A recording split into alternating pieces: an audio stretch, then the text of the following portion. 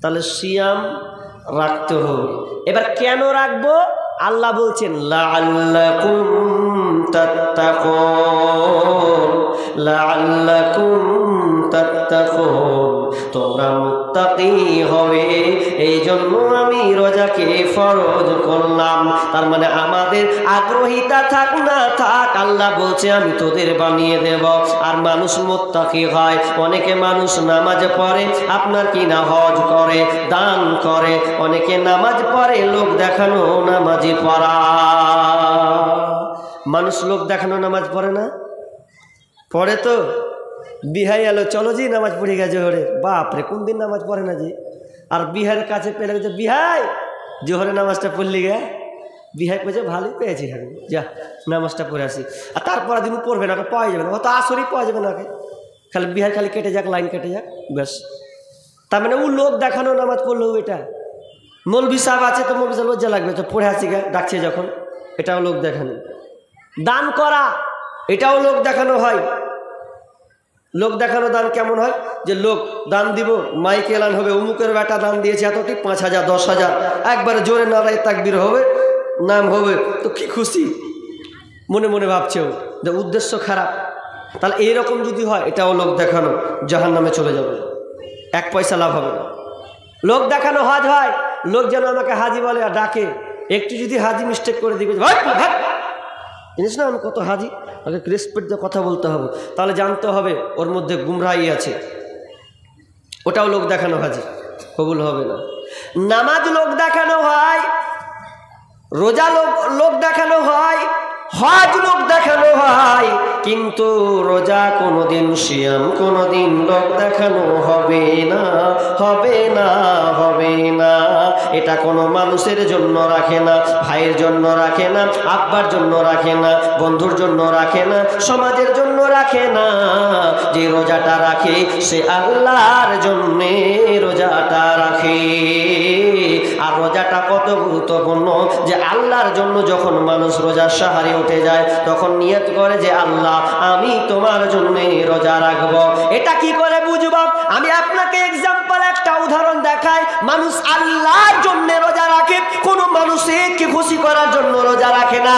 একটা চাষি যখন চাষি করতে, চাষি কাজ খামারে চলে যায়, দুপুর বেলায় বাড়ি ফিরে 12টা 1টার সময় বাড়ি ফিরে, বন্ধুরে বিশাল রোদ, তাপমাত্রা 40-45 ডিগ্রি সেলসিয়াস। এত তাপমাত্রা সহ্য হয় কি করে?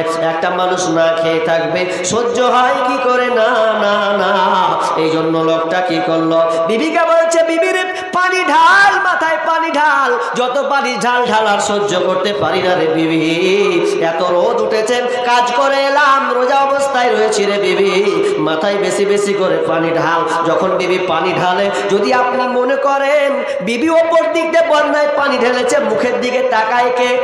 মুখের দিকে তাকায় কে? তৃষ্ণা লেগেছে খুব, কি করি, জান ফেটে যায়, চলে যায়। যদি আপনার মাথায় পানি ঢালা হয়, আর আপনি যদি পানি ঢালতে ঢালতে যদি এরকম করে, কে দেখবে? তৃষ্ণা লেগেছে, শালা খেলবো, খেলুন এতখানি, কে দেখবে? কেউ দেখতে পাবে না। বিবি টের পাবে না, কেউ টের পাবে না, স্বয়ং আল্লাহ ছাড়া কেউ দেখতে পাবে না। এরপরেও লোকটাকে দেখবেন খাবে না, বারবার খালি পানি ফেলবে, বারবার খালি ফেলবে, আরে পানি ঢুকে গেল নাকি, বারবার সে ভাববে আমার রোজা ভেঙে গেল নাকি, বারবার সে পানি ফেলার চেষ্টা করবে। 1000বার মাথায় ঢাললেও সে পানিটা পান করবে না, করবে না, করবে না। একটা লোক যদি পয়সাওয়ালা হয়, কোটি টাকাওয়ালা হয়, যদি তার ঘরেতে, যদি আপনার কিনা ঘরের ভেতরে যতই ভালো ভালো ফুড খাবার, যতই খাবার থাক না কেন, আপনার কিনা ভালো ভালো জুস থাক না কেন, ঠান্ডা কোল্ড ড্রিঙ্কস জুস থাক না কেন, দই থাক না কেন, যদি লোকটা শুয়ে যায়, আর যদি দুপুর 2টার সময় খিদে লাগে, রোদের সময় তাপ সহ্য করা যায় না, যদি মনে করে হুরকাটা লাগিয়ে দিব, মা নাই, আব্বা নাই, বোন নাই, স্ত্রী নাই, মেয়ে নাই, ভাই নাই, কেউ নাই, আমি একাই ঘরের মধ্যে ঢুকে আছি। এবার যদি ওই লোকটা মনে করে কেউ দেখবে না, আমি জুসটা নিয়ে ডাক ডাক ডাক ডাক ডাক গিলে দেবো, মুছালিব, শুয়ে যাব, লোক জানতে পারবে না, তাও বলবো রোজা আছি। কিন্তু এরপরে ও লোকটা খাবে না। কেন খাবে না? খাবে না এই জন্য খাবে না রে, যে আল্লাহ দেখতে পাচ্ছে। আছে। আর এই রোজাটা কেউ কোনো ব্যক্তির জন্য ওই লোকটা রোজা রাখে না, আল্লাহকে সন্তুষ্ট করার জন্য সে রোজা রাখে। আর যখন সন্তুষ্টের জন্য যখন রোজা রাখে তখন দেখবেন ওই লোকটা মুখে কোনো কিছুই ঠাকাবে না। দিয়ে আমার আল্লাহ বলছেন, এরে ফেরেশতারা, তোরা অনেক আমল লিখেছিস, বিনিময় দিয়েছিস, লিখে প্রাইজ পাবে, কিন্তু আমি আল্লাহর জন্য যারা রোজা রেখেছে আর যারা রোজা রাখে তারা আমার জন্যই রাখে। এই জন্য আমি আল্লাহ এই পুরস্কারটা আমি নিজের হাতে দিব রে, আমি কারো হাত কোনো ফেরেশতার দ্বারাই প্রাইজটা দেব না, কারণ তারা আমার জন্য রোজা রাখেন। আমি আল্লাহ দেখতে পাই ওই বান্দাকে কষ্ট করে করে তারা দিনটাকে পার করে দেয়, ইফতারের সময় তারা খেতে বসে রে, আমি আল্লাহ তাদেরকে নিজের হাতে আমি প্রাইজটা দিব, পুরস্কারটা আমি নিজের হাতে দেব রে। কি দেব এটা আমি কাউকে বলবো না, যেদিন আসবে রে সেদিন আমার বান্দাকে আমি নিজের হাতে রোজাটা দেব। আমার আল্লাহ বলেন, হেরে আমার বান্দারা আমার জন্য রোজাটাকে রেখেছে, পৃথিবীর কারো জন্য নয়, এই জন্য আমি তাকে নিজে হাতে প্রাইজটা তুলে দিব রে। কারণ তারা এত কষ্ট মেহনত করে রোজাটা রাখে, পৃথিবীর কারো ব্যক্তির জন্য নয়। আমি আল্লাহ জান্নাতের 8টি দরজা রেখেছি রে, তার মধ্যে একটি দরজার নাম হচ্ছে রাইয়ান। আর ওই রাইয়ান দরজা দিয়ে পৃথিবীর আর অন্য কোনো আমলকারী যাবে না, শুধু কেবল একটা আমলকারী হবে, যারা আল্লাহর জন্য রোজা রেখেছে। আল্লাহ বলছেন, আমার জন্য যারা রোজা রেখেছে তারা ওই রাইয়ান নামক আপনার কিনা দুয়ার দিয়ে জান্নাতের দরজা দিয়ে তারা চলে যাবে। ওই রোজাদার আল্লাহ বলবে, যা যা যা ঢুকে যা ঢুকে যা ঢুকে যা, এটা তোদের জন্য দরজা রে আমার গোলাম, ওরে আমার বান্দা, এটা তোদের জন্য দরজা, যা যা যা তোরা ঢুকে যা। আজকে তোরা তৃপ্তি নে। কোন হাদিসে বলা হয়েছে, যখন রাইয়ানের দরজা দিয়ে যখন ঢুকে যাবে তখন আর ওই লোকটার পিপাসিত হবে না, আর তাকে তৃষ্ণা লাগবে না। যখনই রাইয়ান দরজা দিয়ে যখন ওই রোজাদাররা ঢুকে যাবে, সম্পূর্ণ যখন ঢুকে যাবে, আমার আল্লাহ বলবে, এবার দরজাটাকে লাগিয়ে দে। তাহলে রমজান মাস কত গুরুত্বপূর্ণ। কি বললাম যে আপনাকে রোজা রাখতে হবে, রোজা কোনো ছাড় নাই। এবার চলেন রোজা সিয়াম। আল্লাহ বললেন, লাআল্লাকুম তাত্তাকুন, তুমি মুত্তাকি হবে, আমি আল্লাহ তোমাকে মুত্তাকি বানাবো। এই জন্য আমি আল্লাহ এই সিয়ামটাকে আমি ফরজ করলাম।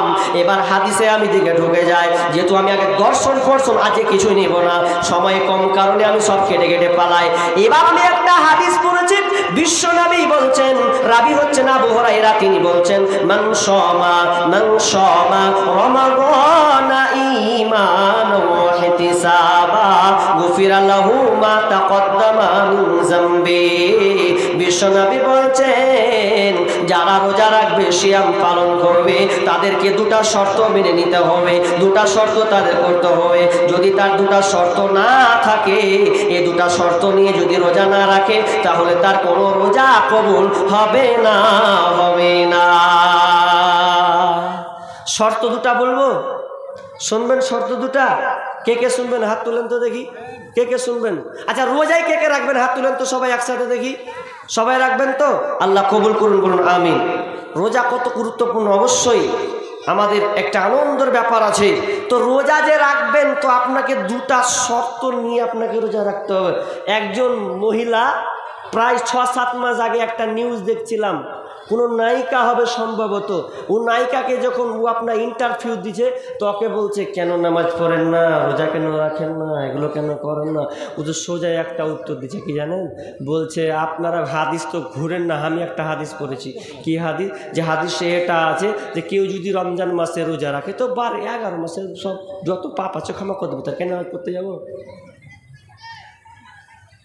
1 মাস রোজা রাখবো, আগেকার যত পাপ আছে আল্লাহ ক্ষমা করে দেবে। ওই নায়িকাটা বলছে যে ও হাদিসটা এটাই পেয়েছে, বলছে এটাও তো একটা হাদিস যে আমি রমজান মাস রোজা রাখবো, পূর্বে যত পাপ আছে সব পাপ ক্ষমা হয়ে যাবে, নামাজ না পড়লেও চলবে। বা রে বা ফতুয়া। কিন্তু এটা দেখেনি যে দুটা শর্ত এখানে লাগা আছে, তো শর্ত দুটা কি এটা দেখ, শর্ত তো এটা করতে হবে। এবার চলেন শর্ত নাম্বার 1, মান শামা রমাদানা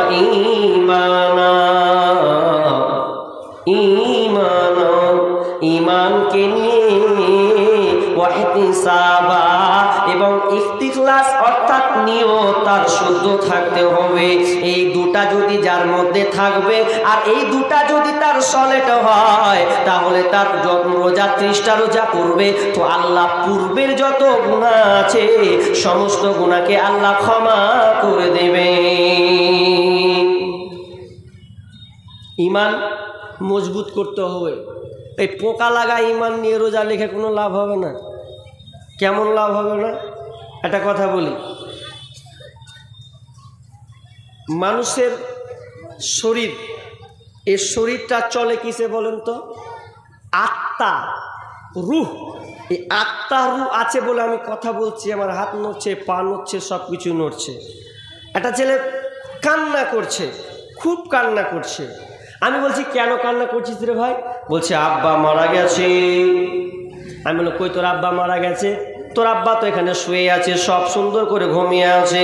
বলছে না আব্বা মারা গেছে, দেখো একটু হাতটা নড়াও। বলছি আমি তো সব সম্পূর্ণ দেখতে পাচ্ছি, হাত আছে, পা আছে, নাক আছে, চোখ আছে, কান আছে, মুখ আছে, পুরো বডিটা দেহটোর ভালোই আছে। কিন্তু বলছে না না আব্বা মারা গেছে, তার মানে আপনার আত্মাটা চলে গেছে। তাহলে আব্বাটাকে, ওটা আব্বা নয়, ওটা আব্বার লাশ, আব্বার দেহ। আব্বা যেটা সেটা চলে গেছে, প্রাণ পাখিটা উড়ে গেছে, আত্মাটা চলে গেছে। আত্মা নেই তো দেহর কোনো মূল্য নাই, আত্মা নেই দেহর কোনো মূল্য নাই। মানুষ কাঁদে আব্বা চলে গেল, আব্বা নাই পৃথিবীতে। সন্তানের জন্য মা কাঁদে, আব্বা কাঁদে, বিবির জন্য স্বামী কাঁদে, আপনার কিনা ভাইয়ের জন্য বোন কাঁদে। কেন কাঁদে? যে লাশ তো পড়ে আছে, অথচ জেনে নেই যে তার ভাই নাই, পৃথিবী ছেড়ে চলে গেছে। এত কান্না যখন করে মানুষ, তখন একটা নিয়ত করে নেই এই ভাইটাকে আর রাখা যাবে না, কারণ এটাকে রাখলে পচে যাবে, গলে যাবে, শেষ হয়ে যাবে, ভ্যানিশ হয়ে যাবে, দুর্গন্ধে থাকা যাবে না। এই লাশটার কোনো আজ কোনো মূল্য নাই। আর যখন মূল্য নাই তখন লাশটাকে কেউ রাখবে না, স্বামী রাখবে না, বিবি রাখবে না, ভাই রাখবে না, বোন রাখবে না, বন্ধু রাখবে না। লাশটা যখন মারা যাবে একটা টাইম ফিক্স হবে যে ওটার সময় জানাজা হবে, ওই লাশটাকে রেখে দিয়ে আসবে, কোনো লাভ হবে না। খাঁচার ভিতর অচিন পাখি, পাখি কেমনে আসে যায়।